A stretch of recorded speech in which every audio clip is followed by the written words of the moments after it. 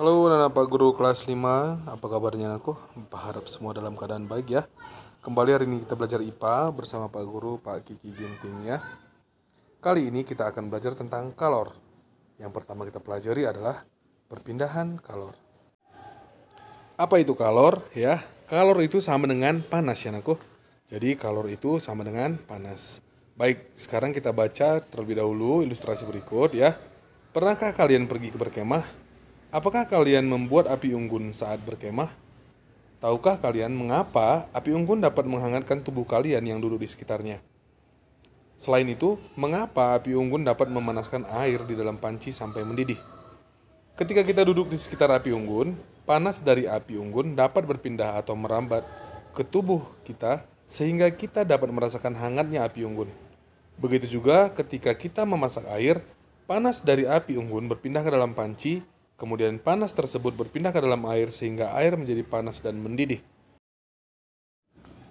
Peristiwa tersebut membuktikan bahwa panas atau kalor dapat berpindah. Panas berpindah dari benda bersuhu tinggi ke benda bersuhu lebih rendah. Nah, perpindahan kalor atau panas ya dapat melalui 3 cara, yaitu yang pertama konduksi, melalui zat perantara tanpa diikuti perpindahan zat perantaranya. Terjadi pada zat padat. Yang kedua, konveksi, melalui zat perantara dan diikuti perpindahan zat perantaranya. Terjadi pada zat cair dan zat gas. Lalu yang ketiga, radiasi, tanpa melalui zat perantara. Contoh radiasi, api unggun dan radiasi sinar matahari tanpa zat perantara ya. Nah, agar Pak Guru lebih paham, Bapak jelaskan lebih mendalam ya tentang konduksi, yaitu perpindahan panas kalor melalui zat perantara tanpa diikuti zat perantaranya. Terjadi pada zat padat yang berpindah hanya energi kalornya saja. Nah, contohnya ya, seperti kegiatan memindahkan buku secara estafet oleh kamu dan beberapa temanmu. Buku diibaratkan sebagai kalor, sedangkan kamu dan teman-temanmu diibaratkan sebagai zat perantaranya. Hanya buku yang berpindah, sedangkan kamu dan teman-temanmu diam di tempat. Begitu juga dengan peristiwa konduksi, hanya kalor atau panasnya yang berpindah, sedangkan zat perantaranya tetap. Itu hanya ilustrasi ya. Nah, seperti contoh panci logam yang panas karena diletakkan di atas kompor berapi. Panas yang berpindah, apinya tidak ikut berpindah. Nah, begitu ya. Ada juga contoh kedua dan contoh yang ketiga yang bisa kalian baca. Hanya panasnya yang berpindah.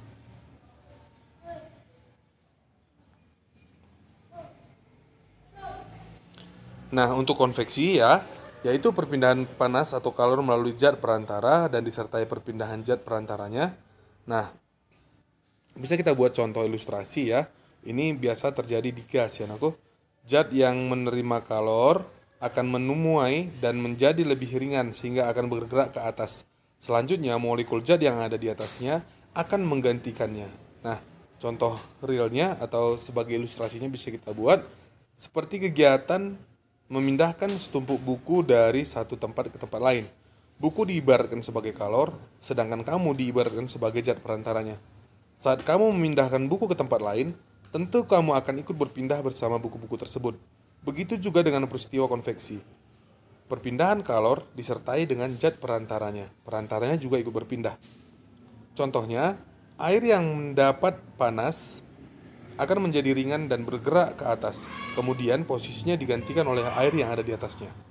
Nah, contoh yang kedua terjadinya angin darat dan angin laut.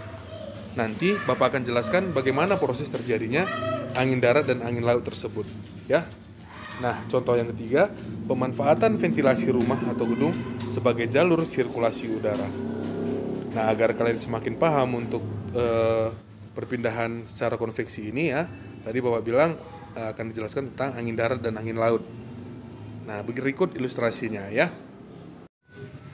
Nah, angin darat dan angin laut. Di sebelah kiri ada penjelasan tentang angin darat dan sebelah kanan ada tentang angin laut.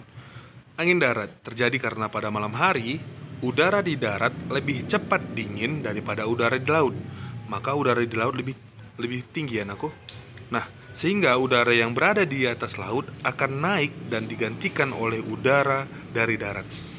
Angin ini dimanfaatkan nelayan untuk pergi melaut pada malam hari karena angin pada saat malam hari menuju laut ya, angin menuju laut. Nah, yang kedua, Angin laut terjadi karena pada siang hari udara di darat lebih cepat panas daripada udara di laut, sehingga udara yang berada di darat akan naik dan digantikan oleh udara dari laut. Angin ini biasa dimanfaatkan oleh nelayan untuk kembali ke darat pada siang hari. Nah, makanya pelaut itu dia akan pulang pada siang hari karena angin pada saat itu menuju darat. Begitu ya, anakku? Nah, itulah penjelasan tentang angin darat dan angin laut, contoh perpindahan panas secara konveksi tadi ya.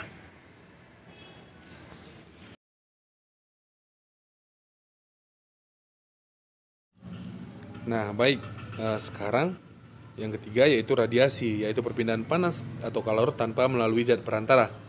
Contoh yang pertama itu kalor dari matahari merambat ke bumi tanpa melalui zat perantara. Hal ini karena udara dalam atmosfer bumi adalah penghantar kalor terburuk. Yang kedua, terdapat ruang hampa antara bumi dan matahari yang tidak dapat menghantarkan kalor. Nah, jadi kita bisa merasakan panas matahari tanpa harus mataharinya sampai ke bumi, anakku. Contoh kedua yaitu panas dari api unggun. Nah, api unggun juga bisa menghangatkan kita, walaupun kita tidak harus memegang apinya, tapi kita tetap merasakan hangatnya.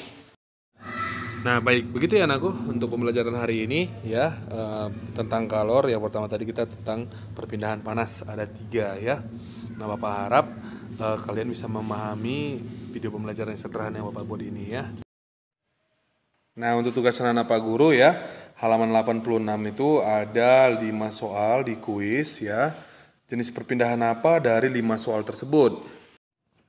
Nah, dan disertakan dengan alasannya ya anakku, alasannya mengapa kalian pilih jenis perpindahannya, misalnya perpindahan cara konveksi, konduksi, atau radiasi ya. Harus jelas apa alasannya ya. Dibuat tabel dan ditulis soalnya dengan baik. Begitu ya anakku, tetap semangat.